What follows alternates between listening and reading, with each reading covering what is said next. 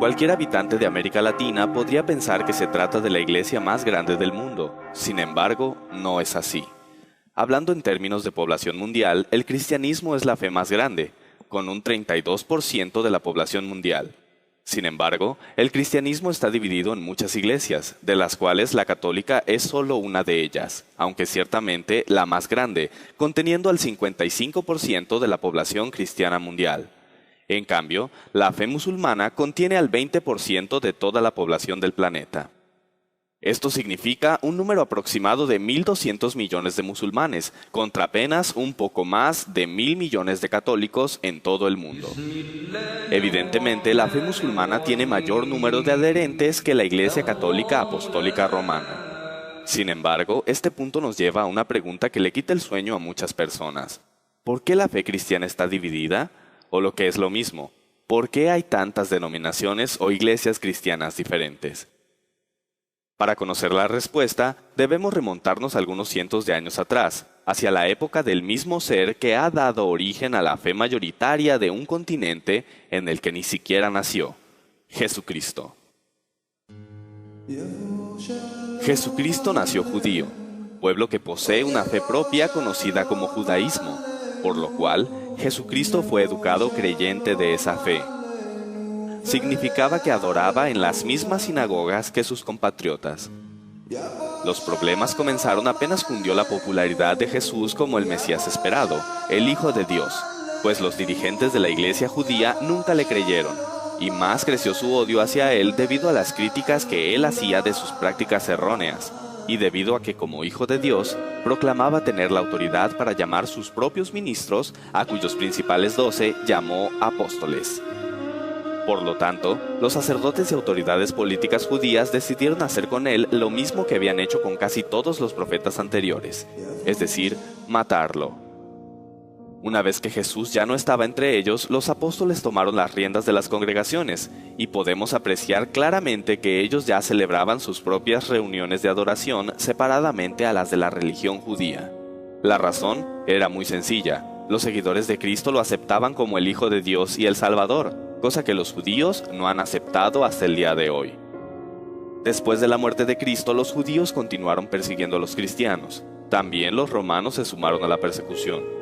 Una vez que los apóstoles y muchos de los creyentes en Cristo fueron muertos, la iglesia cristiana antigua tuvo que ingeniárselas para continuar funcionando, pero esto conllevó muchos problemas, pues comenzaron serias discusiones referentes a diversos puntos de doctrina, ya que no había voces que los miembros de la congregación reconocieran como autorizadas para dar una respuesta satisfactoria.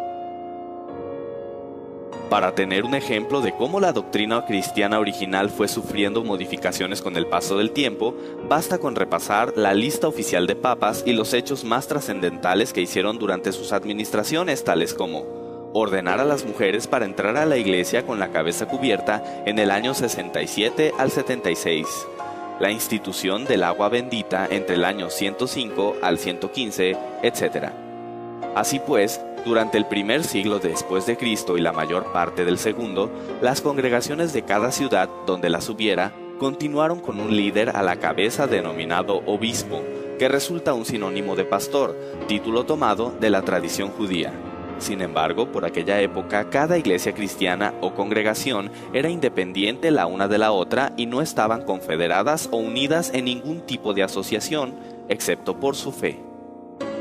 En otras palabras, y hablando en términos puramente históricos, la Iglesia Católica Apostólica Romana, que proclama haber sido fundada por el mismo Jesús, no existía aún durante el segundo siglo de nuestra era, ni existiría hasta muchos años más tarde. Como es bien sabido, la máxima autoridad católica es el Papa, y los católicos afirman que el primer Papa fue el apóstol Pedro. Empero, en ninguna parte de la Biblia se menciona que Pedro haya sido nombrado Papa por Jesús, y esto es porque la palabra Papa no fue aplicada al máximo dirigente católico sino hasta el siglo XI, cuando Urbino II, obispo de Roma, propuso que se usara ese término para denominarlos, pues hasta ese año, 1093, se les llamaba Pontífice Romano u Obispo de Roma, o sea, que en realidad el primer papa no fue Pedro, sino más bien Urbano II. La razón es obvia. Pero, ¿por qué la máxima autoridad católica estaría en Roma? ¿No resultaría más lógico que estuviera en Jerusalén? Además, ¿no eran los romanos perseguidores de los cristianos? La respuesta a esta subsecuente interrogante nos lleva al nombre mismo de la iglesia en cuestión: Iglesia Católica Apostólica Romana. Durante el siglo III aproximadamente, los obispos de Roma decidieron que al estar en la sede del gobierno político más poderoso del mundo de aquel entonces, debían tener también la mayor jerarquía sobre los demás obispos, y por ende, sobre las demás congregaciones cristianas. Durante los años sucesivos, los demás obispos de Roma reclamaron la misma supremacía sobre las demás iglesias.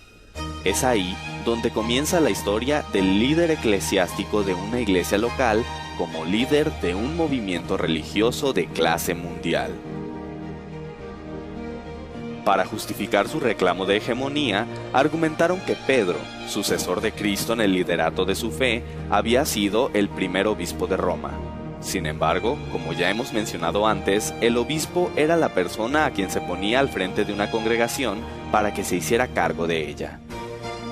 La Enciclopedia Católica, al justificar la sucesión de San Pedro a través de los papas, cita correspondencia entre autoridades cristianas, donde solo se hace referencia a la idea de que los obispos de Roma heredaron de Pedro la autoridad para legislar sobre el resto de las congregaciones. Curiosamente, estas referencias abundan a partir del siglo III en adelante, mientras que hacia atrás suman apenas 2 o 3. Incluso hace mención de una idea contraria a la que ellos sostenían. El episcopado petrino era, según los opositores, una novedad que venía de los primeros días del siglo III y que había suplantado una tradición más antigua, según la cual Pedro y Pablo habían sido los cofundadores y Lino el primer obispo. La verdad es que Pedro no dejó ningún documento donde haga constar que los obispos de Roma son sus sucesores o cabeza de la iglesia como conjunto.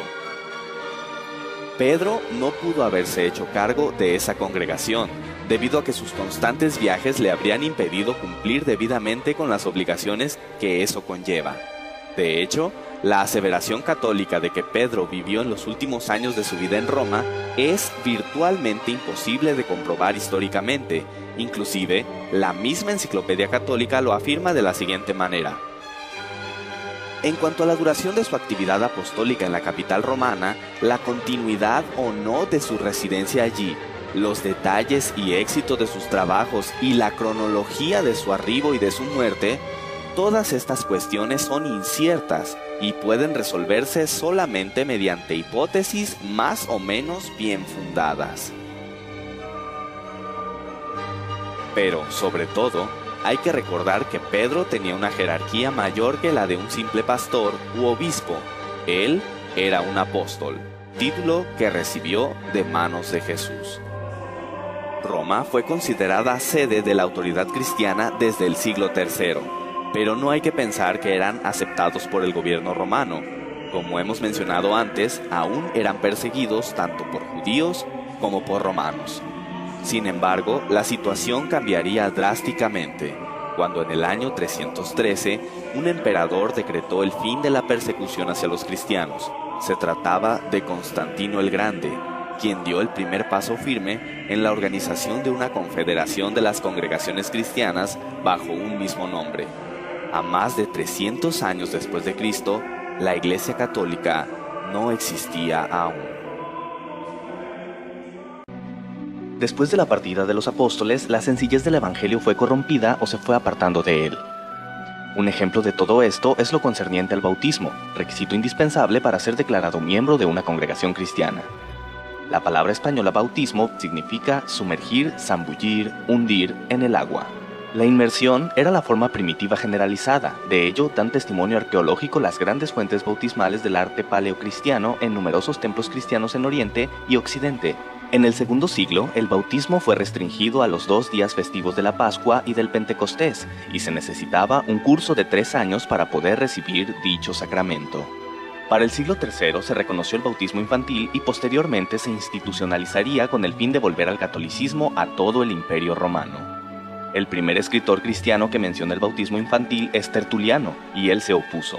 Nosotros no somos lavados para después cesar de pecar, sino porque hemos cesado de pecar. John L. Mosheim, en su libro Ecclesiastical History, escribe: el método antiguo de gobierno eclesiástico parecía subsistir en general todavía, mientras al mismo tiempo variaba el mando primitivo y degeneraba hacia la forma de una monarquía religiosa. Es un hecho históricamente aceptado que había pugnas de poder dentro de los círculos ministeriales del cristianismo. Sin embargo, no todos estaban dispuestos a aceptar tales reformas jerárquicas tan fácilmente. Si todas las comunidades, fraternidades cristianas son iguales, lo son sus obispos, como sucesores de los apóstoles con los mismos derechos entre sí. Por eso, los obispos o jefes de comunidades son colegas o coepiscopos. Las cuestiones que hemos mencionado hasta ahora no eran las únicas controversias que se manejaban. Era evidente que no había orden dentro del cristianismo y mucha confusión. Es ahí donde entra en escena Constantino. Nació en Naissus el 27 de febrero de 272 y a pesar de que los romanos habían perseguido ferozmente a los cristianos durante muchos años, Constantino se convirtió en su defensor, supuestamente tras haber tenido una visión en la que vio una cruz en el cielo y un sueño posterior en el que se le ordenó añadir un nuevo símbolo a su estandarte en 312 después de Cristo. Cabe hacer hincapié en que se hizo simpatizante del cristianismo, mas no se bautizó. Un año después, en 313, Constantino y Licinio, quienes eran los líderes del Imperio Occidental y Oriental respectivamente, firmaron el Edicto de Milán, en el cual se promulgaba la libertad de adoración en el Imperio Romano y daba a Constantino el título de legislador de la Iglesia. Que a los cristianos y a todos los demás se conceda libre facultad de seguir la religión que a bien tengan, sea lícito a cada uno dedicar su alma a aquella religión que estimare convenirle. De esta manera, inusitada y súbita, los cristianos tuvieron una posición diametralmente distinta dentro de la sociedad, pero fue tan diametralmente distinta su nueva posición que evidentemente alejados del evangelio de amor al prójimo que predicó Jesús, se convirtieron en verdugos al perseguir, torturar y asesinar a los paganos a partir de los años 314 y 315. Finalmente, en 324, Constantino declaró al cristianismo la iglesia oficial para que ésta sirviera de medio para unificar su imperio. Una vez en este punto, los cismas, contenciones, confusiones y demás problemas doctrinales se potencializaron. Temiendo que estos conflictos volvieran a dividir al imperio, Constantino convocó al llamado Concilio de Nicea, donde se pretendía llegar a un acuerdo sobre temas hasta hoy tan controversiales como la naturaleza de Dios y su relación con el Hijo y el Espíritu Santo. Había diversas facciones que proclamaban opiniones al respecto, y el emperador Constantino, aunque no entendía los detalles de las discusiones de teología griega, notó que el grupo de Atanasio no cedería, y sería complicado mantener el orden del imperio. Por esta razón, y aconsejado por Ocio, decidió en favor de Atanasio, proclamando que Jesús era consustancial con el Padre. Con esta fórmula como base, se compuso el credo niceno en el que se resumía la doctrina cristiana, porque así como la verdad cristiana nos compele a reconocer a cada una de estas personas de ser en sí misma Dios y Señor, así también la Iglesia Católica nos prohíbe decir que hay tres dioses o tres señores.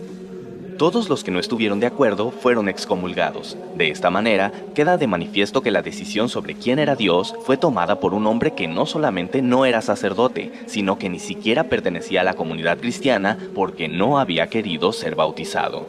Como Pontífex Máximo, poseía el monopolio de la legislación en asuntos de iglesia. Al organizarse la iglesia en patriarcados y diócesis durante el Concilio de Nicea, se les otorgó el mismo rango a las sedes patriarcales de Roma, Alejandría, Antioquía y Jerusalén, cuyos titulares recibieron el nombre de arzobispos. El Concilio de Nicea había logrado confederar al cristianismo y vemos cómo construyeron un credo con el objetivo de poner fin a las reiteradas y enconadas disputas doctrinales. El término católico ya se empleaba antes del siglo III. De hecho, el primer registro que existe de este se encuentra en la carta del obispo San Ignacio de Antioquía a los esmirionitas en el año 110 después de Cristo. Donde esté el obispo, esté la muchedumbre, así como donde está Jesucristo, está la Iglesia Católica. Los estudiosos discuten si católico en este contexto significa universal o verdadera, auténtica. Durante las persecuciones, desde los primeros siglos, cuando preguntaban a los cristianos a qué iglesia pertenecían, decían a la católica. Bajo este concepto podemos entender que usaban el término iglesia católica no porque la iglesia así se llamara. Usaban el término católico para referirse a que pertenecían a la iglesia verdadera, es decir, la iglesia de Cristo, dando a entender que las demás iglesias eran falsas. Fue hasta el siglo IV cuando la iglesia que Constantino organizó fue nombrada católica. Actualmente se prefiere el significado universal para el término católico. En este punto realmente nace lo que ahora conocemos como Iglesia Católica y podemos entender entonces por qué la nacionalidad romana va junto a su nombre. Cuando Constantino cambia la capital del imperio a Bizancio, el obispo de esa ciudad quiso tener la misma preponderancia que su colega romano. Esto es una prueba de que la hegemonía del obispo romano sobre el resto de la iglesia se debe a su ubicación en la capital romana y que la supuesta sucesión de San Pedro es solo un pretexto. En el Cuarto Concilio Ecuménico celebrado en Calcedonia en el año 451, se reconoció a Constantinopla el mismo primado que a Roma. En este concilio ecuménico, el obispo de Constantinopla pasó a recibir el título de Patriarca Ecuménico. El obispo de Roma, León I, se opone a estas medidas y además decide resaltar su primacía adoptando el título de Pontifex Máximo que el entonces emperador romano, Flavio Graciano, había dejado de usar. Este deseo de primacía absoluta por parte de Roma conducirá, entre otros motivos, a que en 1054 se produzca el cisma de Oriente y Occidente, es decir, la división del cristianismo entre la Iglesia Católica Apostólica Romana y la Iglesia Católica Ortodoxa, que cuenta con 300 millones de miembros en todo el mundo. Pero Constantino no se enteraría de estos pleitos, pues moriría el 22 de mayo del año 337. Antes de morir, decidió que era el momento de bautizarse, y lo hizo en su lecho de muerte. Curiosamente, su bautismo fue oficiado por uno de los obispos que estuvo en contra del credo de Nicea, Eusebio de Nicomedia. En vista de todo esto, podemos decir que el gran gestor de la Iglesia Católica Romana no fue ni Jesús ni Pedro, sino Constantino, este emperador que vivió varios siglos después de ellos, pues fue él quien organizó a la Iglesia y determinó la base doctrinal que de todos modos seguiría sufriendo muchos cambios aún hasta nuestros días. Los cristianos obtuvieron libertad de adoración gracias al Edicto de Milán, pero la Iglesia Católica dejaría esas libertades de lado al exterminar implacablemente a cualquier persona o nación que se interpusiera a sus intereses o que profesara creencias diferentes a su doctrina. Y finalmente llega el momento de responder a la primera pregunta que planteamos. ¿Por qué el cristianismo está dividido? Podemos concluir que hay muchas iglesias cristianas debido a personas que se percataron de que la doctrina predicada por la Iglesia Católica se distanciaba abismalmente del evangelio de aquel personaje que afirman fue su fundador. Tal vez el tiempo ha empañado la historia temprana de la Iglesia Católica, pero finalmente la historia siempre nos dará una idea de nuestras raíces, y nuestras raíces siempre serán una indicación de quiénes somos en realidad.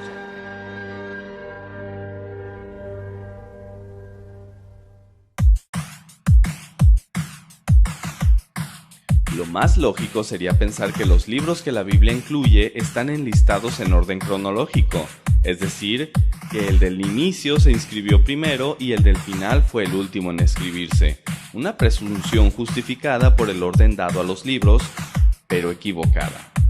Génesis es el primer libro incluido en el Antiguo Testamento y aunque narra la creación del mundo, no fue el primero en escribirse.